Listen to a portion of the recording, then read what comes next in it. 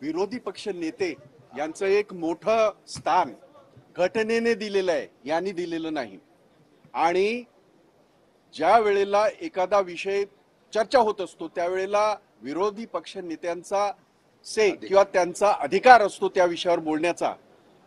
या सभागृहाच्या उपसभापती, आता सभापती म्हणून वावरत आहेत त्या, ते विरोधी पक्ष नेत्यांना विचारतात आहेत तुम्हाला काय बोलायचं आहे। असं तर आम्ही आमच्या आयुष्यामध्ये 20-20 वर्ष आम्ही सगळे या आहोत, कोणी मंत्री राहिले, कोणी इतकी वर्ष आम्ही राजकारणात आहोत। या राज्यामध्ये, ह्या शाहू फुले आंबेडकरांच्या राज्यामध्ये कधीही घडलं नाही। या सभापती महोदया स्वतःचं पद वाचवण्यासाठी किंवा स्वतःची पत वाचवण्यासाठी ज्या पद्धतीने पक्षपातीप्रमाणे वागतात आहेत, विरोधी पक्षाच्या आमच्या सरकारच्या बाजूच्या लोकांना वारंवार संधी देतात आहेत। प्रश्न आमचे आहेत, खेळासंबंधी आहेत। देशाची मान उंचवणारा एक चषक आमच्या सगळ्या खेळाडूंनी आणलाय, त्यांना आम्ही हे केलं, त्यांना आम्ही सगळ्यांना तो ठराव पास केला। परंतु त्याच्यामध्ये अशा पद्धतीने चमचेगिरी करणं आणि ती सहन करणं, सभागृहामध्ये सभापतींनी सहन करणं आणि विरोधी पक्ष नेत्यांचा आवाज दाबण्याचा जो त्यांनी प्रकार केलेला आहे त्याचा आम्ही सक्त निषेध केलेला आहे आणि आम्ही वॉकआउट केलेला आहे।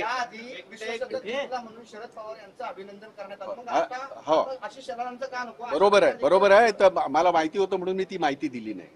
आपल्या सगळ्यांना माहिती असेल की सन्माननीय शरदचंद्रजी पवार हे ICICचे होते, अध्यक्ष होते, जगभरातल्या क्रिकेट संघटनेचे अध्यक्ष होते, BCCIचे नाही।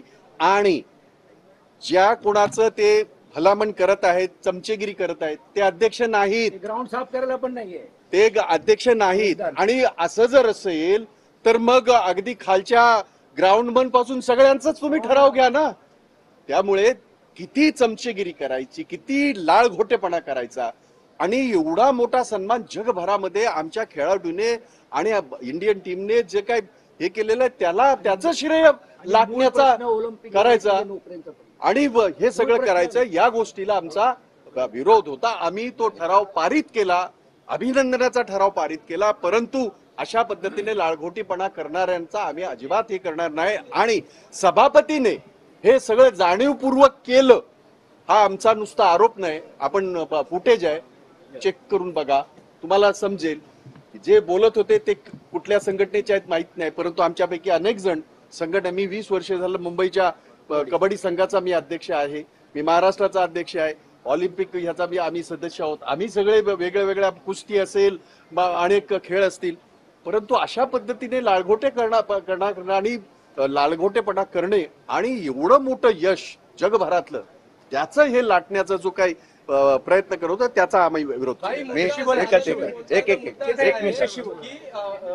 क्रीडा क्षेत्रामध्ये संबंधित संस्थेमध्ये मग राजकीय लोक का जातात? एक मिनिट मी फक्त एक उत्तर देतो। स्पोर्ट्स कोड एक मिनिट भाई, आत्ताचा विषय एवढाच आहे की संपूर्ण सभागृहाने सत्तारूढ आणि विरोधी पक्षाच्या सर्व सदस्यांनी भारताच्या टीमचं अभिनंदन केलं। हे करत असताना त्याला पक्षीय राजकारण देण्यात आलं, याचा आम्ही विरोध करत असताना दुसरा अधिकार असा आहे की विरोधी पक्षाची आतापर्यंतची परंपरा अशी आहे की विरोधी पक्षाचा असलेला अधिकार हा नेत्याचा अबाधित असतो। त्यांनी ज्यावेळेला बोलण्यासाठी मत मागितलं की त्याला तो अधिकार दिला जातो। गेल्या काही महिन्यापासून आम्ही बघतोय की विरोधी पक्षाचा अधिकार डावलण्यात येतोय। आमचा निषेध आणि आमचा बहिष्कार एवढ्यासाठीच आहे की या असलेल्या सर्व घटनेमध्ये विरोधी पक्षाच्या असलेल्या नेत्याचा अधिकार डावलण्याचा प्रयत्न होतोय, त्याचा आम्ही निषेध केलेला आहे।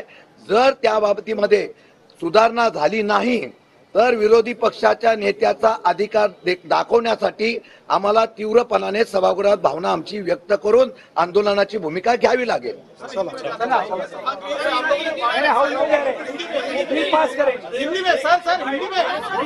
तर पक्षपातीपणा केला जातोय सभापतींकडून असा आरोप करत विरोधकांनी वॉकआउट केलेला आहे। खेळाडूंचा श्रेय लाटण्याचा भाजप प्रयत्न करतोय असा आरोप भाई जगताप काँग्रेस नेते यांनी केलेला आहे।